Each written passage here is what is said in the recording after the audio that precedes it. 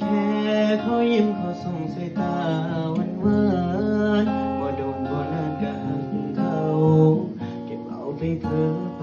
ฝันพันนาเงืดหัวใจเป็นจังใดละที่นี่เขาเปิดโตตำแหน่งเจ้าของหัวใจสุดท้ายเจ้าของในนั่งห้องให้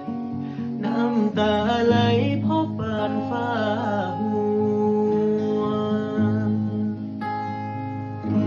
ได้เป็นคนแพ้ตั้งแต่บ่ทันบ่ค้างได้เป็นคนหักเป็นได้ก็แค่ได้ฝันจบแล้วเอาสารก่อนหัวใจแหลกลานปิดตำนานหักเขาข้างเดียวอยู่ซื่อๆก็ดันซื่อเบื่อเอาใจไปหาหมองเจ็บเพียงแค่ปลายเล็บเขาก็ยังบ่แลบ่เลี้ยวบ่ต้องโทษใครใจมันบ่เฟียวถามเจ้าของ